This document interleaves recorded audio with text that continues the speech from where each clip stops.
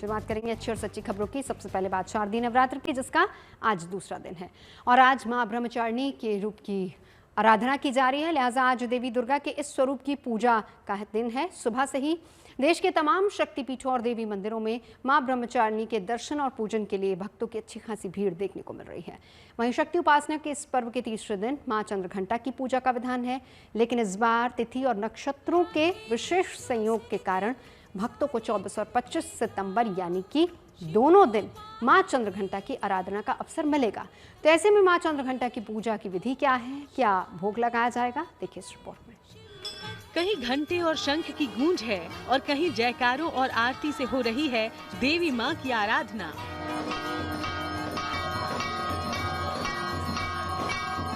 आस्था और भक्ति का ये ऐसा उत्सव है जिसकी रौनक देश भर के तमाम देवी मंदिरों और शक्ति पीठों में देखने को मिल रही है। शारदीय नवरात्रि के दूसरे दिन मां ब्रह्मचारिणी की पूजा पूरे विधि विधान के साथ की गई।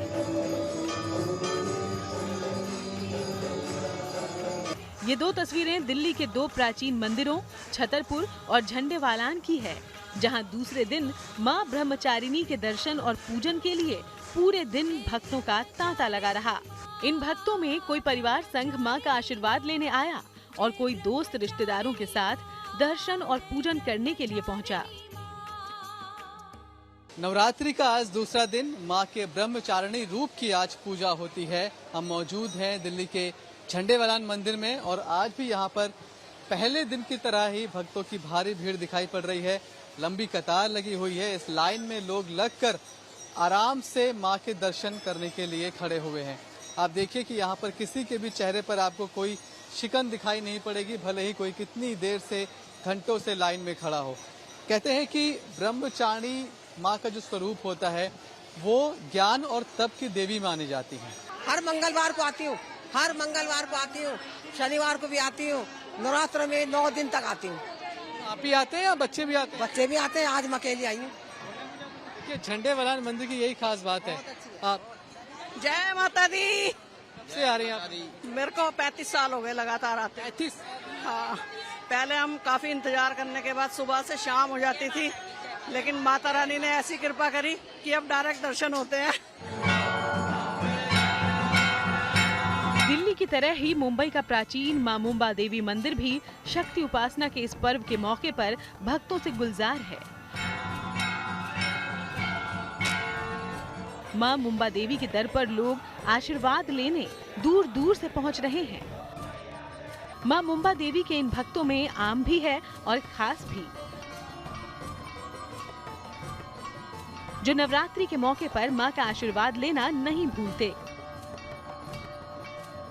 तस्वीरों के माध्यम से देखें कि अब मुंबा देवी मैया की जो आरती है वो शुरू हो गई है और लोगों को दर्शन करने से रोका गया है। जो भी यहाँ के पंडा है, जो पंडित जी हैं, जितने भी पुजारी हैं, वो सारे यहाँ पर मौजूद हैं और फिर मुंबा देवी मैया का दर्शन यहाँ पर लिया जा रहा है। वाकई में मुंबई को संभालती है मुंबा देवी मैया और मछुआरों ने मिलकर के 400 साल पहले इस मंदिर की स्थापना की। आसपास सिर्फ और सिर्फ व्यापारी लोग ही हैं। साउथ मुंबई में बसा एकमात्र मुंबा देवी मंदिर है।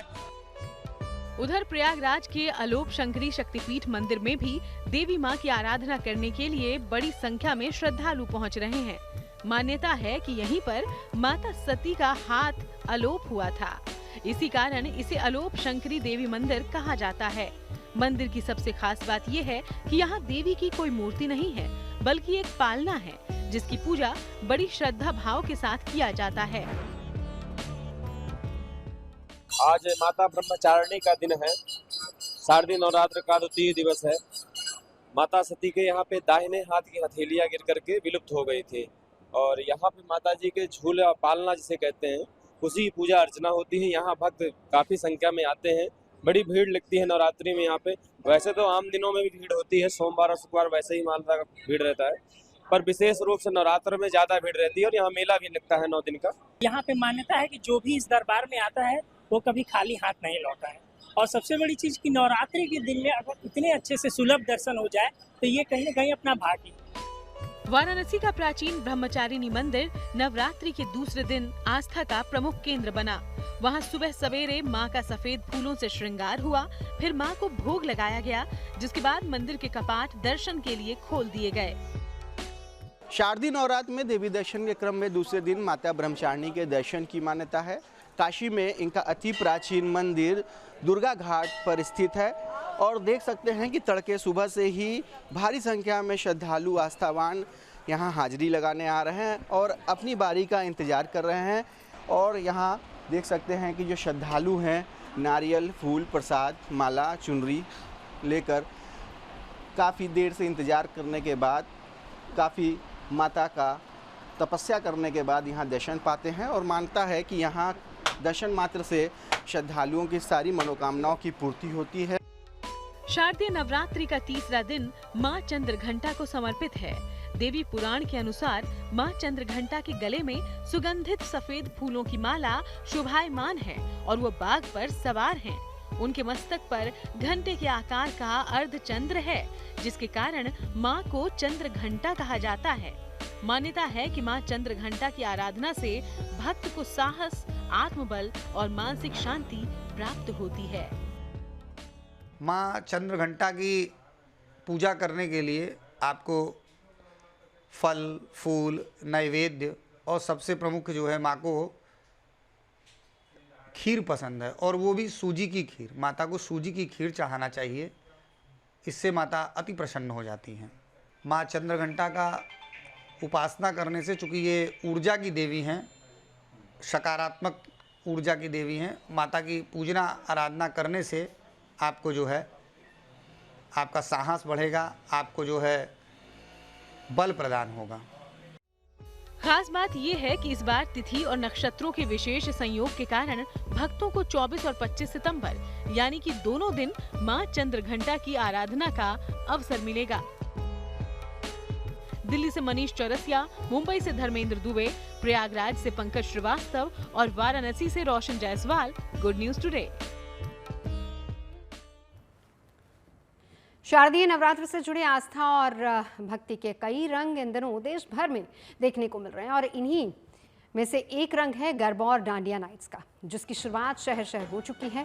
शाम होते ही लोग रंग बिरंगे कपड़े पहनकर गरबा डांडिया नाइट्स में पहुंच जाते हैं, गीतों पर झूमते हैं, नाचते हैं और इसी से जुड़ी ये 5 तस्वीरें हम आपको दिखा रहे हैं। पहली तस्वीर गुजरात से आई है, जहां इन दिनों गरबा की रौनक नजर आ रही है।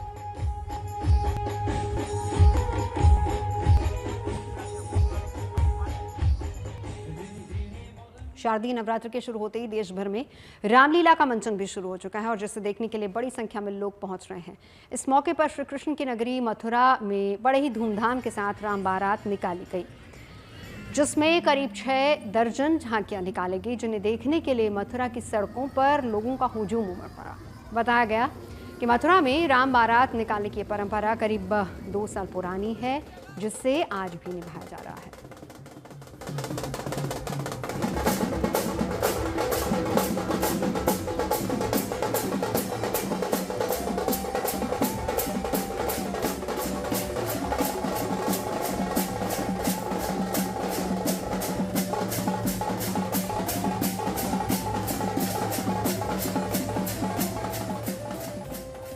बैंड बाजा और रंग बिरंगी झांकियों के साथ जब प्रभु श्री राम जनक नंदिनी को ब्याहने निकले तो कान्हा की नगरी में हर कोई झूम उठा। ये तस्वीरें मथुरा से आई हैं, जहां हर साल की तरह इस साल भी शारदीय नवरात्र के दौरान बड़े ही धूमधाम से राम बारात निकाली गई।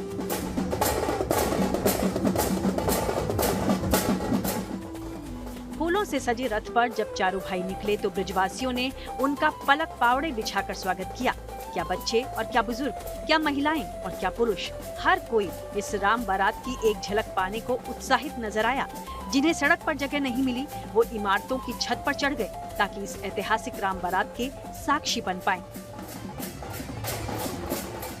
जो झांकियां हैं, बैंड है, इस राम बारात में आए हुए हैं और भगवान राम अपने पूरे परिवार के साथ यहाँ बैठे हुए हैं, चारों भाई बैठे हुए हैं। इस तरह का जो आनंद है भगवान श्री राम की बारात में बरस रहा है और इस तरह की तमाम जो झांकियां हैं, तमाम जो बैंड हैं, वो इस बारात में भगवान की में साथ चल रहे हैं और भगवान राम अपने पूरे परिवार के साथ यहाँ बिराजे हुए हैं। और जो बारात है ना भगवान राम की श्री कृष्ण की नगरी में, बड़ी अद्भुत और अनोखे तरीके से निकाली जा रही है।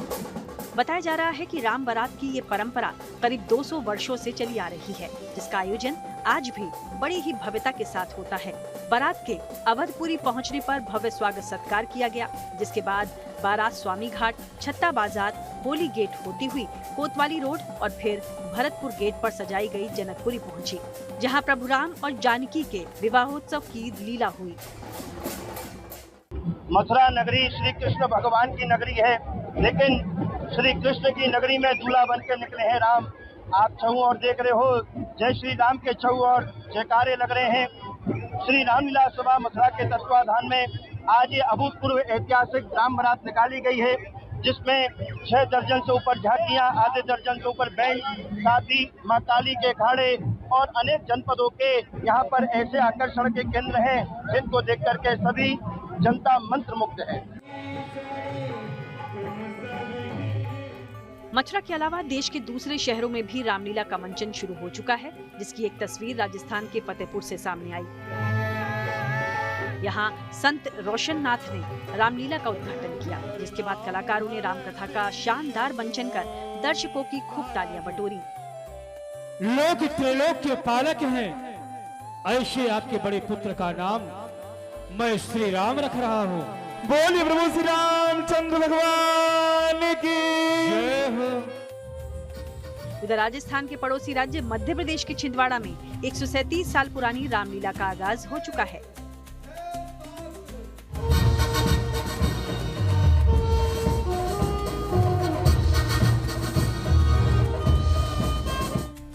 छिंदवाड़ा की ये श्री राम लीला देश भर में अपनी भव्यता, अनुशासन और ऐतिहासिक परंपरा के लिए जानी जाती है। हर साल की तरह इस साल भी यहाँ दूर दूर से श्रद्धालु राम लीला देखने पहुँच रहे हैं। रामलीला के दौरान सीता स्वयंवर जैसे प्रसंगों को देखकर दर्शक भाव विभोर हो गए। इस रामलीला की खास बात ये भी है कि इसमें इलाके के सांसद बंटी विवेक साहू मंच पर मिथिला नरेश राजा जनक की भूमिका निभा रहे हैं, जिन्होंने अपने अभिनय से न केवल दर्शकों को मंत्रमुग्ध किया, बल्कि इस सांस्कृतिक धरोहर से अपनी पारिवारिक परंपरा को भी जीवंत किया।